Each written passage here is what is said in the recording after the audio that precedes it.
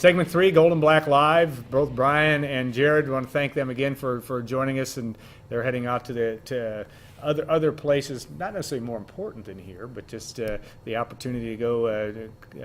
Jared Armstrong, I'm sure, recruiting 2015 already starting, and Purdue will be into that big time here shortly. Of course, Brian Newbert, as I said, heading over to Ohio to cover boys basketball tonight, Vince Edwards, and then, of course, Purdue men's basketball tomorrow night at Ohio State. Okay, we've got a guy that knows more basketball, I think, than just about anybody else, the great legendary Gary Donna with us. And if you don't know Gary, you don't know Hoosier Basketball. Gary, obviously the publisher of Hoosier Basketball magazine. Gary, welcome to the show, and this was magazine number how many this year? 40. This is the 44th year. 44th year. Amazing that one of the great staples in the history of a great state, obviously Indiana basketball, but that your publication is a right of the late fall as the basketball season heats up for both boys and girls basketball. And this weather, I don't know if it makes us think basketball or if it makes us think survival, Gary, but it's been crazy. You've lived through your share of Indiana winters. This one's going to rank up there as one of the worst, I would think. Yeah, I don't really pay much attention to it. You know, I have good tires and a heater and windshield wipers and headlights. So I always tell people in my lifetime, the only time I couldn't get to where I was going was the true blizzard of 1977, I believe, here in Indianapolis, and I was supposed to go see Larry Bird play at Indiana State, and that when they closed the roads and made it illegal to drive. So that's the only time. And I can remember coming up to a Purdue game one time. I was between Lebanon and Lafayette, and the radio was saying, "Don't go out, you can't get there. I-65's impassable."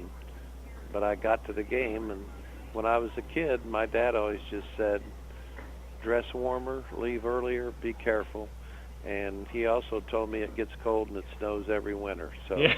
It's just, for me, it's basketball business as usual. Indianapolis, and that's obviously where home is to you, but this great state of Indiana in basketball. But Indianapolis, we've talked about this before, but just the amazing amount of talent in that area now, high school talent. Care to share why that is? Why, in your opinion, you've been watching it for years.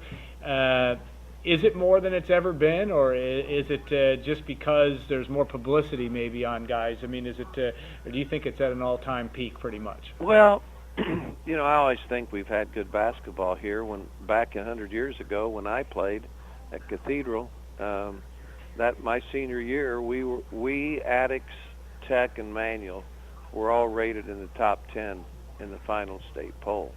And gosh, that was back in 1961. So 4 of the top teams in the state that year were from here.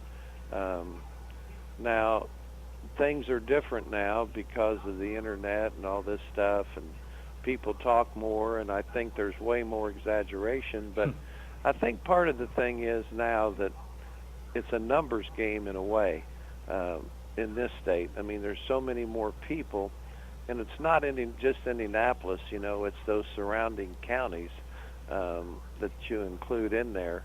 And so therefore you have, you know, more good players. Now, you also have a situation where, you know, the AAU is a big factor, and you know, players train better, it's more year-round.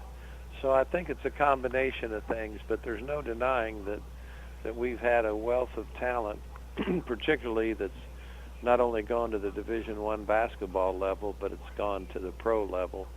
And that's really been a development here in the last, 10 years, and, you know, the number of players we have in the NBA. And so, and it's good. I mean, I really think now, and the Indiana-Kentucky All-Star Series, which I support and I've gone to since Oscar Robertson played, but I think you could have an Indy Metro All-Stars play the Indiana All-Stars from the entire rest of the state. Just take the 4 or 5 counties here, Marion, Hamilton, Hendricks, Johnson, you know, and you could probably compete with the entire rest of the state. I can't pinpoint one factor. There's a variety of things, but there's no doubt that it does exist. You know, you look at the some of the Purdue players, obviously, and Juwan Johnson was back in town for the men's game on Wednesday night, that triple overtime Purdue win over Minnesota. You know, guys that have surprised you over the years. And Juwan Johnson, I don't know if you would say he would have surprised you, but a guy that, you know, really bloomed late and became a great player. And then obviously Ronnie and Tyrone Johnson came to Purdue. But let's go back to Juwan and what you recall. You always have such good stories, but you remember seeing him at a young age and his opportunity to develop into really one of the better players that's ever played at Purdue, in all honesty, a first-team All-American. Well, I don't get surprised too much because of doing the magazine and doing our research and having, you know, a network of people that, I mean, I get calls now about 8th graders, you know. So I was aware of Juwan Johnson mainly because Pat Mullen, has a great AAU program now with the Eric Gordon All-Stars, you know, he was on to Juwan Johnson pretty early. And so I knew that the potential was there. However, I was a person that when Purdue took him said they need to redshirt him for a year. But at that point, they couldn't afford to, because I thought a year of redshirting would help him. But they weren't in a position to do it, and it worked out well. And you know, that whole class, you know, with him and Hummel and Martin and Etwan Moore, that was quite a class. And Juwan Johnson's just those were all good people too. That was the other thing. And so it worked out well, and Juwan was an example. And I think big guys are late bloomers anyway. Yeah, by definition. I don't think big guys develop quite as quickly. And so that was the thing that took him a little time, but he ended up as good as there is. Some of the juniors in the state of Indiana, of course, Purdue this year in the recruiting class of 2013 that just signed, the 4-person class, none from the state of Indiana as it turned out. But there are a lot of good juniors and some of the guys around that have captured your attention. Maybe an unsung hero, but an unsung guy that just has blown up here through this high school season that's impressed you. Well, the juniors, I mean, you know, the high-profile guys that sort of dwarf everybody, which happens, you know, are Blewett and Lyles and Blackman. I mean, yeah, you hear that over, and they're the household names. But of course, you know, Edwards from East Chicago, who I hear in so many conversations about Purdue, and I don't know if it's official, but I hear they're strongly in the running for him. Not official yet, as far as we know, but yeah, we hear a lot of the same things. But go ahead. But I hear an awful lot about him. Bronson Kessinger down at Corydon, that's 6'7", junior. He's going to be very good next year, and he's going to be a Division I guy. And the thing is now, Indiana fans, the state of Indiana fans, are really kind of spoiled, you know, because we have good players every year. We have numerous Division I players every year. However, our fans get a little spoiled. If they don't have a superstar, then I get the question, well, is this a down year? Yeah. And I don't think next year that there's going to be a guy like any of the three that I previously mentioned. I don't think there's going to be a Blewett, a Blackman, a Lyles, quite that level. But then again, what produces a lot of the marquee names is the state tournament. You know, people emerge in the state tournament, and there might be a, you know, player, 2 or 3 around that emerges in the state tournament that we're not as high on right now. But there'll be more good players. There's every year. What we usually we're primarily a state of guards, and there aren't that many big men. That's what we don't have year in and year out. We're known as a state of guards and shooters, but we're not a state of big men. So that's probably what's missing more than anything else. And of course, Trey Lyles is an exception to that this year, and but Blackman's a guard, and Blewett's not a post player. and Eric Montross was, and Glenn Robinson was, but you just don't. You start making a list of our all-time great players, and you'll come up with way more guards and shooters than you will post players. You look around the state of Indiana, obviously you watch your share of college basketball as well. Term down year in the state of Indiana, just at Indiana, Purdue, Butler, Notre Dame, all are going to have to pull a rabbit out of their hat probably collectively to get to the NCAA tournament. I suppose that's fair to say at this point. Indiana State took Wichita State in a very competitive game. Talk about the state of basketball at Indiana, or in the state of Indiana from the college teams. What has surprised you this year, and what do you think we'll see in the next month from some of these teams? Well, nothing has surprised me a whole lot. I knew Indiana State was going to be a pretty good ball club, and I knew that IU and Purdue in particular, that there were a lot of ifs.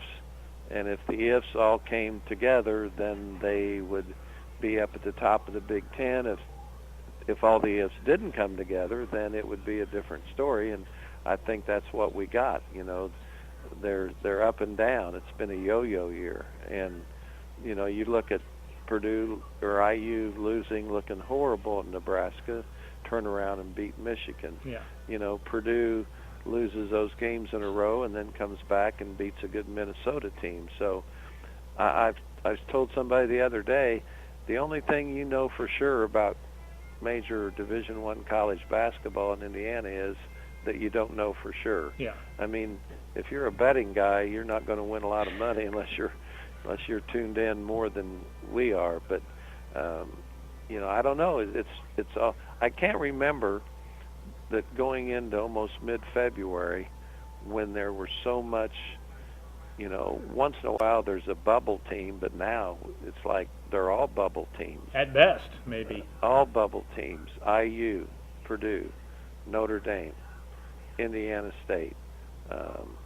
They're all that way. Valpo's not what they were a year ago. They graduated those guys that they had, and those three main seniors, Matt Kenny and the kid from Australia and the big kid Van Wyk and John Wooden told me something years ago when I had a chance to talk to him.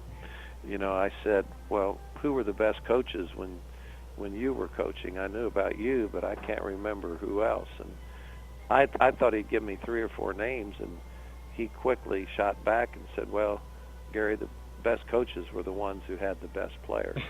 And that's the way it is. And I think not only can you say the best players, but maybe the best experienced players. Teams that are senior dominated usually prevail.